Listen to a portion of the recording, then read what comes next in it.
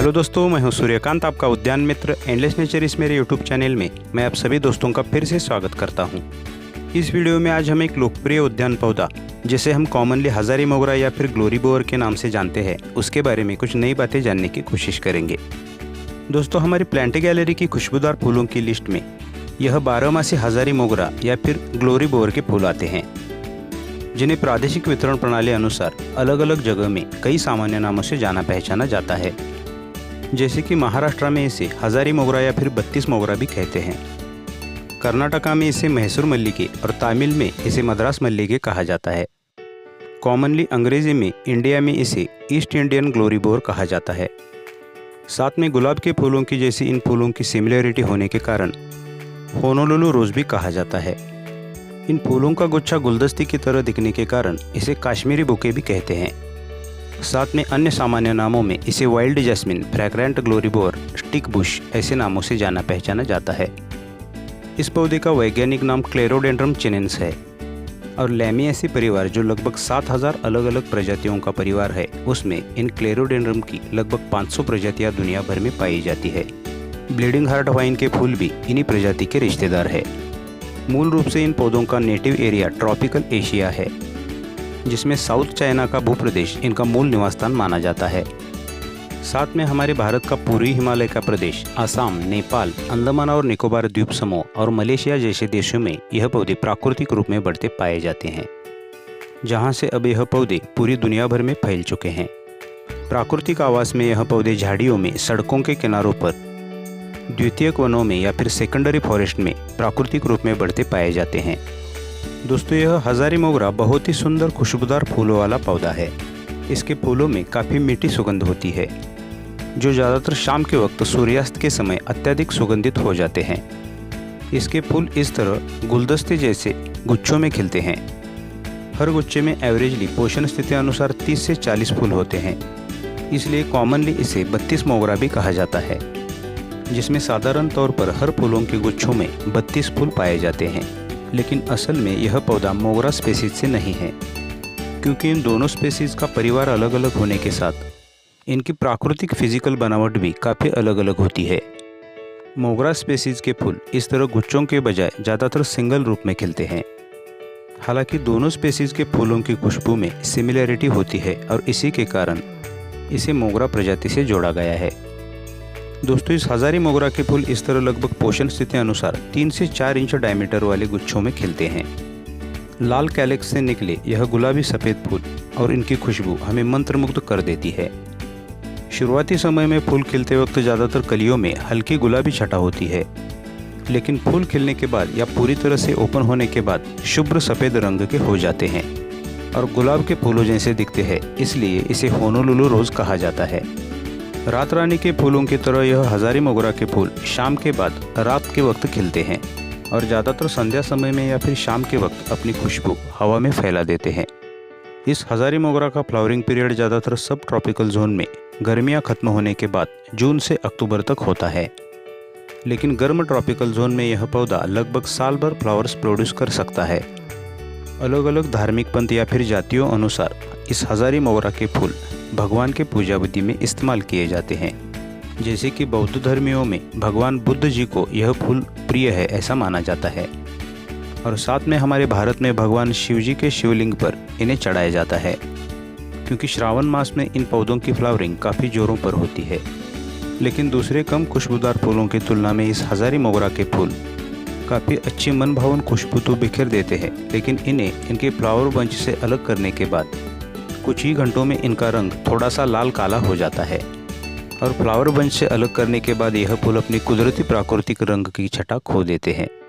इसलिए ऐसा लगता है कि इन फूलों को शायद इनके प्राकृतिक कुदरती गुलदस्ते में ही खिले रहने देना इनकी सुंदरता के लिए अच्छा होता है, जो अपनी प्राकृतिक खुशबू से वातावरण को भी तरोताज़ा और प्रफुल्लित बनाते हैं।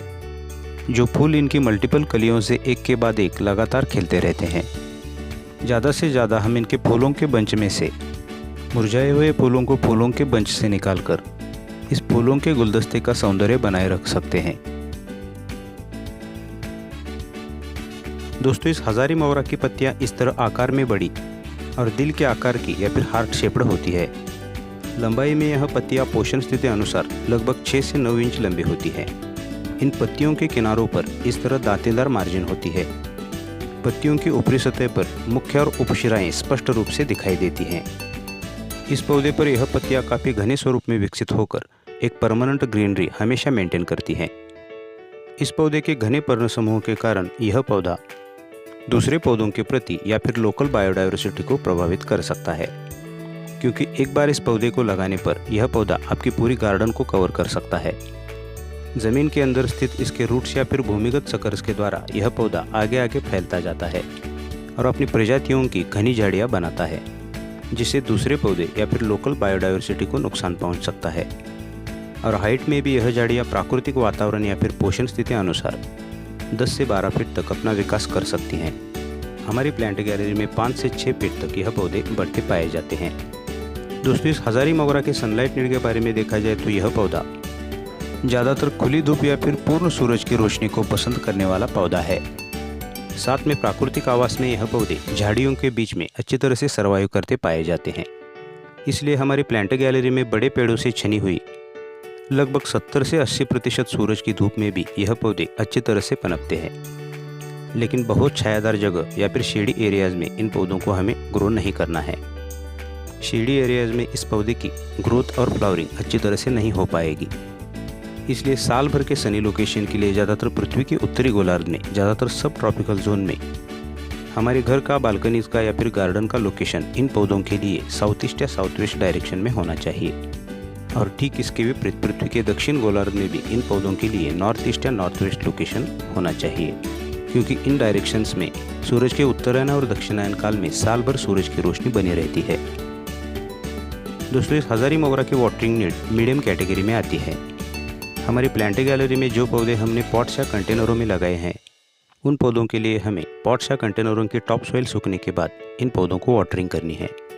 और आउटडोर गार्डन की खुली ज़मीन में लगाए गए पौधे एक बार सेट होने के बाद आउटडोर गार्डन की ज़मीन में स्थित उपलब्ध नमी तक अपनी जड़ों का विस्तार कर देते हैं, जिसके कारण आउटडोर गार्डन में लगाए गए पौधों की पानी की उतनी केयर करने की हमें ज़रूरत नहीं होती, क्योंकि प्राकृतिक वातावरण में यह पौधे प्राकृतिक रूप में बारिश के पानी पर ही निर्भर होते हैं। उसी वातावरण में फलते फूलते और सर्वाइव करते हैं। इसलिए गार्डन की मिट्टी में भी हम नल के पानी द्वारा इनकी जड़ों के पास एक आइडियल मॉइस्चर मेंटेन कर सकते हैं। बस पॉट्स या कंटेनरों के पौधों को टॉप सॉइल सूखने के बाद हमें वाटरिंग करनी है। दोस्तों, फ्लावरिंग पीरियड खत्म होने के बाद कटिंग या प्रूनिंग द्वारा इस पौधे की ग्रोथ को हम मेंटेन कर सकते हैं।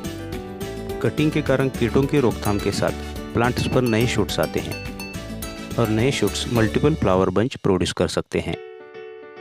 दोस्तों, ज़्यादातर इस हजारी मोगरा के पौधों पर कोई हार्मफुल डिजीज़ नहीं दिखाई देती, लेकिन एक रूटीन के तौर पर हम नीम ऑयल, देसी गाय के गोमूत्र का या फिर साइट्रस ऑयल का ऑर्गेनिक पेस्टिसाइड के रूप में इस्तेमाल कर सकते हैं।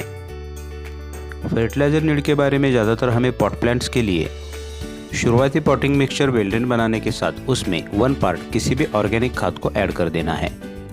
और फ्लावरिंग पीरियड के दौरान इनकी जड़ों के पास NPK बेस मेंटेन करने के साथ इन्हें फॉस्फोरस युक्त खुराक देनी है। फॉस्फोरस बेस फर्टिलाइज़र से इन पौधों पर काफ़ी अच्छी फ्लावरिंग होने में मदद होती है। वैसे देखा जाए तो यह पौधे काफ़ी हार्डी होते हैं और ज़मीन में लगाने पर इनके न्यूट्रिशन की भी हमें ज़्यादा चिंता करने की ज़रूरत नहीं होती, क्योंकि ज़मीन में स्थित अवेलेबल न्यूट्रिशन पर ही यह पौधे काफ़ी अच्छे तरीके से फलते फूलते हैं।